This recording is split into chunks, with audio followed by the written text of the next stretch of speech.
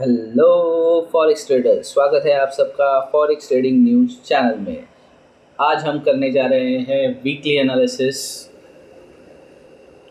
Of last week, यानी कि 3 मार्च से लेके 7 मार्च 2025।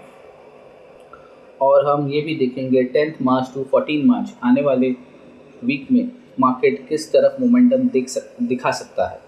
तो चलिए पढ़ते हैं पहले ये वीक के इवेंट की तरफ। सो लास्ट वीकेंड 3 मार्च से लेकर 7 मार्च के इवेंट सारे मैंने प्रीवियस वीक में डेली एनालिसिस में कवर किए हुए हैं। इसके लिए हम ये दिस वीक के बारे में बात करेंगे, यानी 10 मार्च से 14 मार्च। इसके बीच में आने वाले इवेंट्स की बात करें तो एशियन सेशन, लंदन सेशन और New York session. Yes, most important एक न्यू अपडेट है। अभी जो टाइमिंग्स पहले हम लोग ओपनिंग की देखते थे तो मार्केट विल भी स्टार्ट होता था 4:30 AM, राइट। अभी एशियन सेशन स्टार्ट होगा 3:30 AM because day light saving is and हो चुकी है यूएस में। तो उसके वजह से अभी जो मार्केट जो क्लॉक है उसके ऊपर 1 घंटे का डिफरेंस आएगा। पहले जैसे 4:30 अभी हम लोग को स्टार्टिंग हो रहा था चार्ट का, अभी चार्ट का स्टार्टिंग होगा 3:30 AM। उस तरह से बाकी सेशंस के अंदर भी 1-1 घंटे का डिफरेंस आ जाएगा। जैसे New York London session 11 AM he start होगा। न्यूयॉर्क सेशन जो अभी हमें 7 o'clock को बहुत ज़्यादा मोमेंटम अचानक दिखाई देती थी, जो कि मोमेंटम होता था 7 o'clock को, वो 1 घंटा पहले, यानी अभी मोमेंटम दिखाई देगी हमें 6 o'clock, शार्प 6 o'clock को जो न्यूयॉर्क सेशन स्टार्ट होगा। और यस, एंडिंग भी अभी 3:30 को हो रही थी, मार्केट क्लोज हो रहा था, अभी मार्केट क्लोज होगा 2:30 AM को।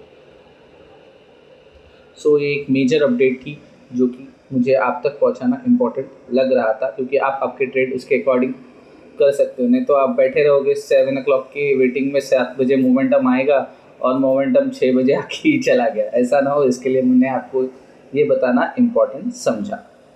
सो चलिए देखते हैं 10 मार्च 2025। आप देख सकते हो आपको जो येलो में इवेंट है उसकी हम ज़्यादातर बात नहीं करते हैं, हमारे लिए ऑरेंज और रेड इवेंट ये इम्पॉर्टेंट है। तो मंडे मुझे सिर्फ यूके की LME कॉपर इन्वेंट्रीज ही दिख रही है, तो मुझे नहीं लगता एक अच्छा खासा मोमेंटम देखने मिलेगा। पर यस, मंडे को हमें हमेशा मोमेंटम एक तरफा दिखाई देता है, क्योंकि मार्केट 2 दिन यानी सैटरडे और संडे बंद होता है, जो कि न्यूज़ के इफेक्ट्स होते हैं वो सारा हमें मंडे देखने के लिए मिलता है। ट्यूसडे देखा जाए तो सीधा 2:30 सेम LME की कॉपर इन्वेंट्रीज अभी तक ख़त्म नहीं हुई है। और इवनिंग का देखेंगे तो 7:30 को US जॉब ओपनिंग की न्यूज़ आएगी। अगर जॉब ओपनिंग एक्सपेक्टेड से कम आता है, जॉब ओपनिंग का एक्सपेक्टेड है 7.71 मिलियंस, पर अगर ये एक्सपेक्टेड से कम आता है that is good for precious metal, यानी गोल्ड के लिए ये अच्छा संकेत है। तो यहाँ से गोल्ड एक अप डायरेक्शन का मूवमेंट दे सकता है। इस पर ट्रेडर्स क्यों केयर करते हैं? क्योंकि job creation is important to leading indicator of consumer spendings which accounts for majority of overall economic activity. मतलब क्या है, इससे जॉब क्रिएशंस का अगर हमें पता चलता है, एक इंडिकेशन देता है हमें कि लोग कितना स्पेंड कर सकते हैं। अगर लोग जॉब्स करेंगे तो उनकी अर्निंग होगी, अगर अर्निंग ही नहीं होगी तो majority of overall economic activity जो है, मतलब अगर अर्निंग ही नहीं होगी तो लोग स्पेंड कैसे करेंगे। दैट इज़ द रीज़न, इसके लिए हम लोग ये इवेंट्स को एक इम्पॉर्टेंट इवेंट कहते हैं। इसके लिए ये इवेंट एक रेड फ्लैग यानी रेड में आपको दिखाई दे रहा है। अगेन नेक्स्ट डे अगर हम देखें वेडनेसडे को भी मुझे इतना इम्पॉर्टेंट इवेंट्स अगर सारे दिख रहे हैं वो न्यूयॉर्क सेशन में ही। आपने देखा होगा कि most of the important events होते हैं वो न्यूयॉर्क सेशन, यानी mother market US session start होता है, न्यूयॉर्क सेशन स्टार्ट होता है, उसके अंदर ही मोमेंटम आती है। तो अगर देखोगे तो आप 6 PM यानी न्यूयॉर्क सेशन स्टार्ट होने पे US core CPI is consumer price index, ये मैं पहले बहुत बार कवर कर चुका हूँ। Consumer price index is account for majority of overall inflation. Inflation is important because rising price leads the central bank to rise interest rate out of respect for their inflation containment mandate. मतलब consumer price account for majority of overall inflation, मतलब consumers कितना spend कर सकते हैं on the rising price, उसके ऊपर central bank क्या interest लगा रहा है उसकी ओवरऑल, यानी consumer price index, this is CPI।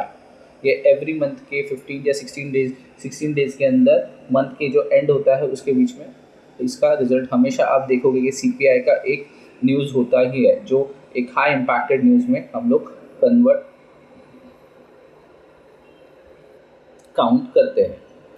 तो चलिए, इसके बाद तो न्यूयॉर्क सेशन वेडनेसडे में मुझे कुछ इतना नहीं स्टेटमेंट है। ओवरनाइट कनाडा के ओवरनाइट रेट्स कट ऑफ हुए हैं, तो वो सब अब कनाडा और यूएस का आपको पता है।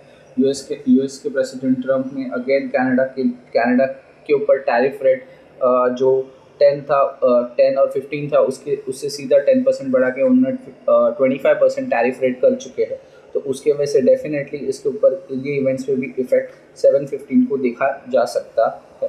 तो उसके बाद है थर्सडे को अगेन लंदन सेशन के अंदर यूके LME कॉपर इन्वेंट्रीज है। उसके बाद again core PPI US PPI यानी 6 o'clock अगेन न्यूयॉर्क सेशन के स्टार्ट में। अभी PPI का मतलब होता है producer price index.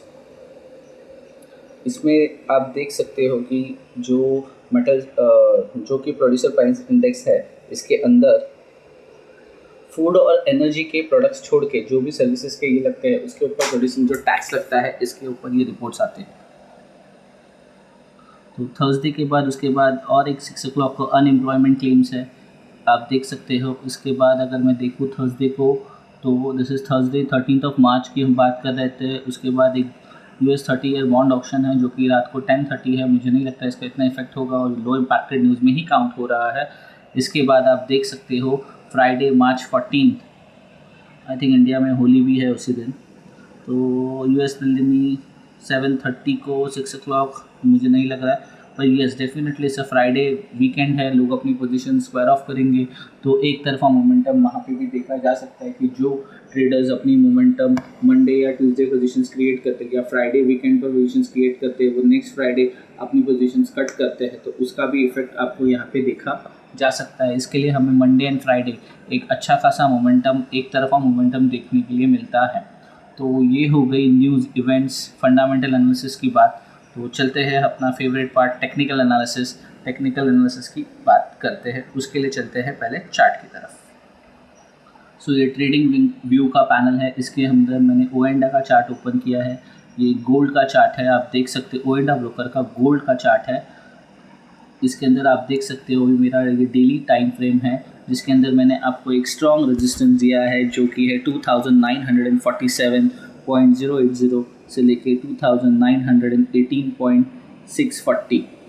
This is a very strong resistance zone, जिसका इफेक्ट मैंने ये आपको दिया था, ये आई थिंक 19 फरवरी को मैंने ये आपको मार्क करके दिया है। तभी से आप देख सकते हो कि एक शानदार रेजिस्टेंस यहाँ पे आपको देखने के लिए मिल रहा है। जितनी बार इसने यहाँ पे ऊपर जाने की कोशिश की है, हमें इसके नीचे ही क्लोजिंग मिली है।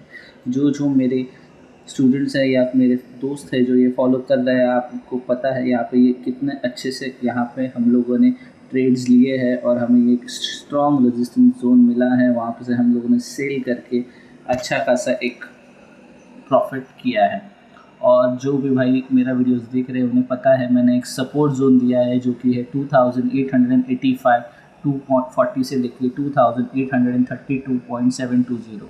सो ये एक स्ट्रॉन्ग सपोर्ट जोन का काम कर रहा है, जो आपको दिखाई देगा अगर आप देख सकते हो तो। यहाँ पे ये मैंने डेली टाइम फ्रेम पे आपको दिखा रहा हूँ। अभी तक तो इसको एक ही बार यहाँ पर एक स्ट्रॉन्ग ये मिला है, इसके बाद तो हमें अभी तक देखा नहीं गया है, टचिंग इसे हुई है। तो चलिए चलते हैं, ये डेली एनालिसिस के बेस पे 1 डे के चार्ट टाइम फ्रेम पे मैं आपको दिखा रहा हूँ, क्योंकि ये भी एक इम्पॉर्टेंट है। इसे मैं हटा रहा हूँ, ये ओपनिंग प्राइस था फ्राइडे का।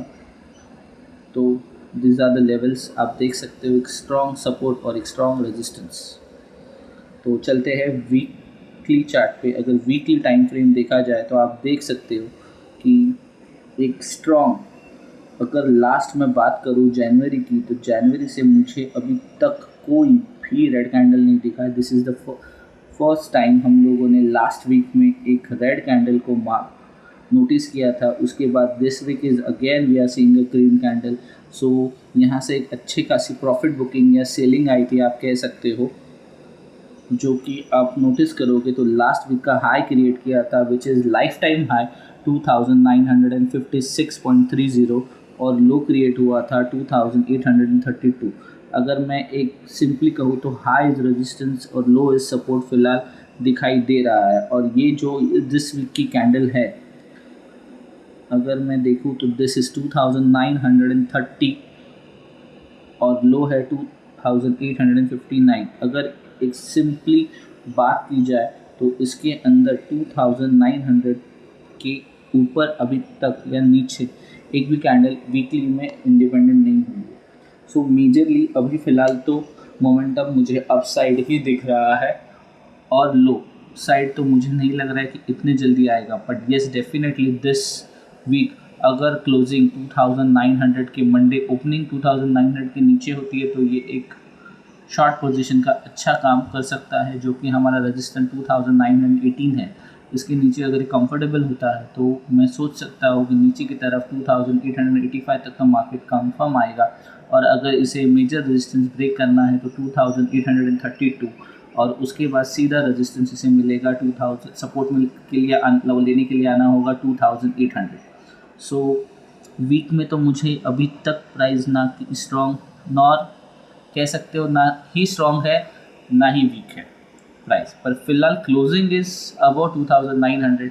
तो नेक्स्ट वीक की ओपनिंग यानी मंडे की ओपनिंग तो 2900 के ऊपर, जो कि एक स्ट्रॉन्ग दिखा रही है कि एक स्ट्रॉन्ग पोजीशन ओपनिंग मंडे होगी 2900 के ऊपर। पर ऊपर होने के बाद मेन थिंग है प्राइस अगेन 2900 को टच नहीं करना चाहिए एटलीस्ट डेली में।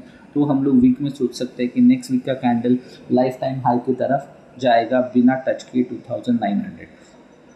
पर ऐसा होना बहुत डिफ़िकल्ट है बिकॉज़ हमारा जो मेजरली लेवल है 2900 ये एक साइकोलॉजिकल सपोर्ट लेवल है और ये बहुत अच्छा परफॉर्म करेगा। और मुझे नहीं लगता है कि यहाँ अभी इसे छोड़ के जाना इतना आसान हो सकता है। पर आप देखोगे ध्यान से तो लास्ट तीनों दिन यानी कि आप देख सकते हो 7th of March, 6th of March and 5th of March में से तीनों दिन 2900 को हिटिंग हुई है। पर क्लोजिंग तीनों दिन या चारों दिन आप कह सकते हो 5th मार्च से पहले 4th मार्च, सारों दिन इतने सारे दिन मार्केट ने अगर हिटिंग भी की है बट क्लोजिंग सारी 2900 के ऊपर हुई है। इसके लिए मैं कह रहा हूँ कि मार्केट फ़िलहाल एक स्ट्रॉन्ग जोन 2900 के ऊपर ही मुझे दिख रहा है। इसके लिए मैं अपवर्ड डायरेक्शन की बात कर रहा हूँ। बट येस इसे अगर वीक होना है तो इसे सबसे पहले क्लोजिंग देनी होगी 2900 के नीचे। बट डेफिनेटली अगर हमारा रेजिस्टेंस को इसे पहले कन्वर्ट करना होगा सपोर्ट के अंदर, जो कि है हमारा 2918.640।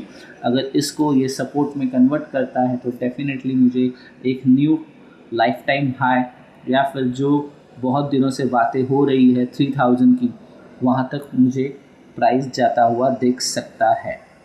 पर फिलहाल तो इसे पहले 2900 के ऊपर कंफर्टेबल होना होगा। और मंडे के लिए हमने अभी प्लान किया है कि हम अर्ली मॉर्निंग ही वीडियो पोस्ट करेंगे, जिसके अंदर हम मंडे आपको किस तरह से ट्रेड करना है उसके ऊपर बात करेंगे।